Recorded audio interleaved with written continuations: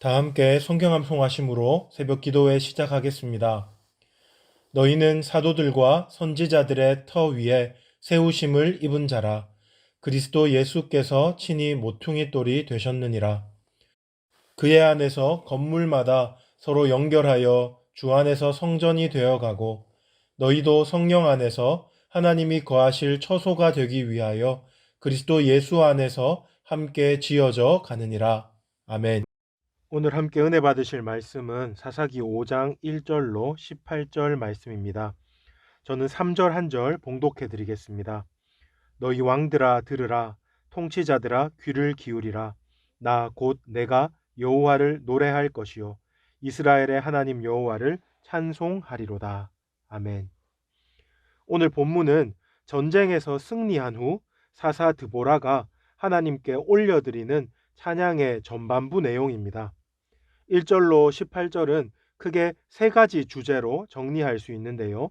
첫째는 하나님의 크심과 능력에 대한 찬양이고, 둘째는 사사 드보라를 비롯하여 하나님께 쓰임받는 자들의 영광을 노래하는 것이고, 마지막 세 번째로는 전쟁에 참여한 지파들과 참여하지 않은 지파들을 구분함으로써 공동체를 위한 헌신에 대해 언급하고 있습니다.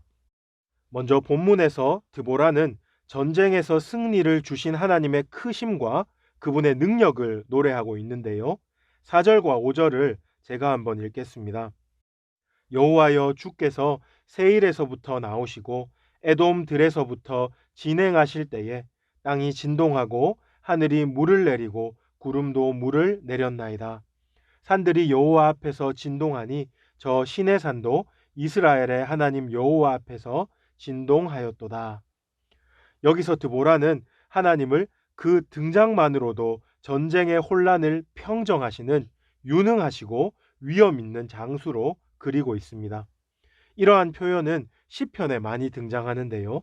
하나님의 임재만으로도 산과 바다가 요동치고 천지 만물이 하나님의 위엄 앞에 진동하는 그런 모습 말입니다.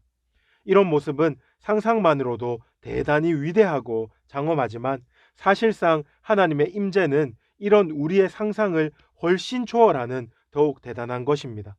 우리 주님은 만왕의 왕이시고 만주의 주이십니다. 온 우주의 통치자이시며 오직 유일하신 심판자이십니다. 말로 형언할 수 없는 위대하신 분이십니다.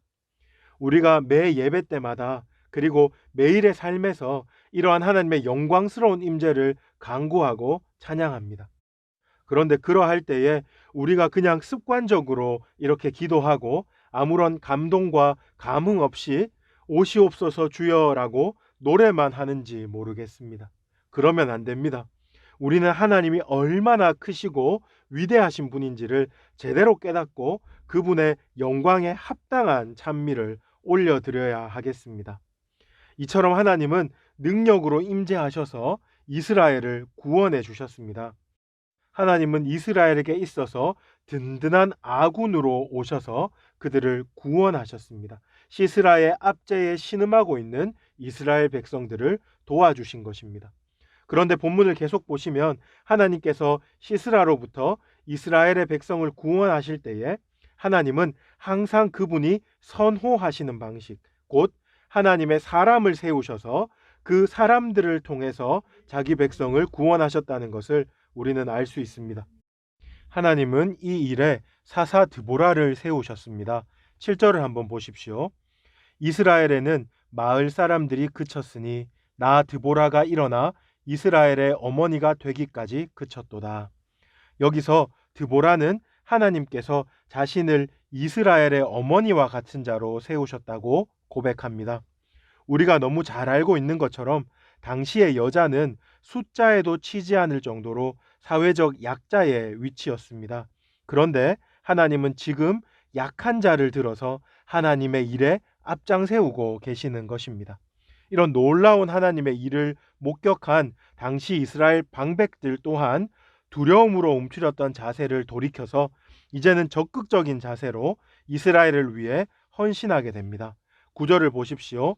내 마음이 이스라엘의 방백을 사모함은 그들이 백성 중에서 즐거이 헌신하였음이니 여호와를 찬송하라.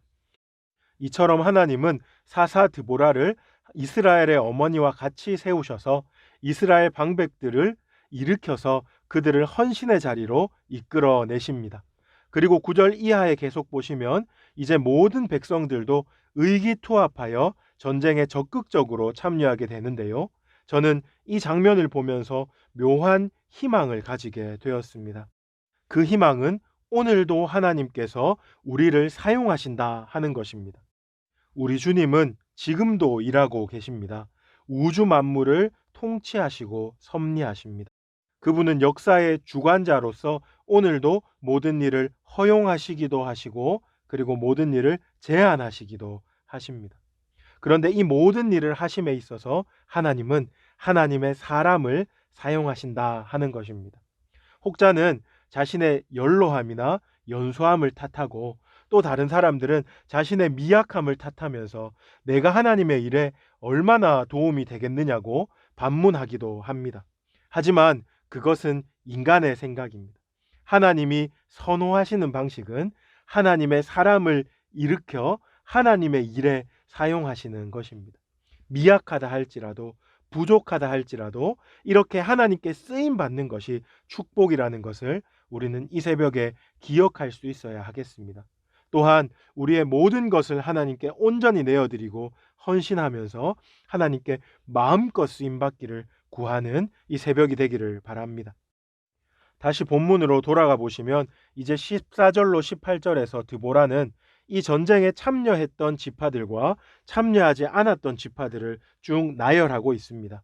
정리하면 에브라임, 베냐민, 므낫세, 스불론, 이사갈, 납달리 지파는 드보라의 요청에 따라 선뜻 일어나 전쟁에 참여했고 르우벤과 길르앗, 아셀과 단 지파는 적극적으로 참여하지 않았습니다. 주석을 제가 읽는데 어떤 신학자가 이 두 그룹의 차이를 다음과 같이 정리합니다.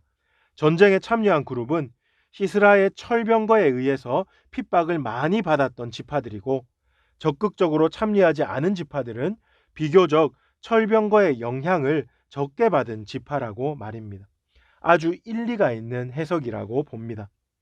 동병상련이라는 말이 있듯이 어려움을 겪어보지 않은 사람은 형제와 이웃의 어려움을 잘 모릅니다.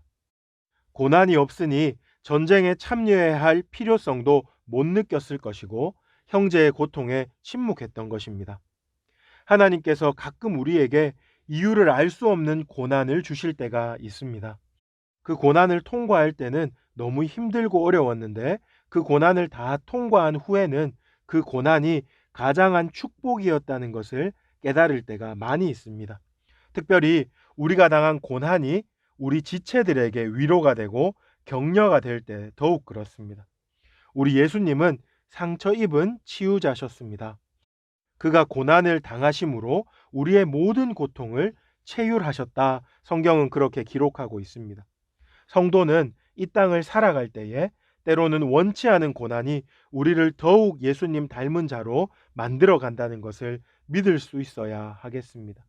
이러한 사실을 믿고 지금 당하는 고난이 있더라도 역설적인 소망 가운데 인내하며 잘 통과할 수 있기를 바랍니다.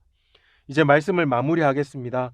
오늘 우리는 그 백성을 구원하시는 하나님의 크심과 그 능력, 그리고 연약한 자들을 자신의 일에 사용하시는 하나님의 그 은혜, 그리고 고난을 통과한 자로서 공동체를 더욱 든든히 세워나가는 성도의 영광에 대해서 함께 살펴보았습니다. 우리 모두가 하나님의 영광의 어떠하심을 알고 하나님의 일에 기쁘게 쓰임받고 또한 이웃과 교회를 세우는 성숙한 성도가 되기를 우리 주님의 이름으로 축복합니다. 우리 들었던 말씀 기억하면서 세 가지로 함께 합심으로 기도하길 원합니다. 먼저 하나님의 어떠하심을 알아 주님의 일에 기쁨으로 헌신하며 믿음의 공동체를 신실하게 섬기는 성도들이 다 되게 하여 주옵소서. 두 번째로는 캄보디아 김영진 안양 선교사님, 인도네시아 김인성 이성숙 선교사님의 가정을 붙들어 주십시오. 그들의 사역 가운데 은혜를 부어 주십시오. 또한 우리 모두에게 구령의 열정을 회복시켜 주셔서 증인 공동체로 우리 교회를 세워 주시옵소서. 마지막 세 번째로 코로나19 사태가 하루 속히 종식되게 하시고 이 위기의 때에 교회를 지켜주시고 교회가 더욱 겸손히 하나님 앞에 엎드리게 하여 주시옵소서. 우리 나눈 기도 제목과 여러분 가지고 계신 기도 제목 가지고 주여 부르짖고 합심으로 기도하시겠습니다. 주여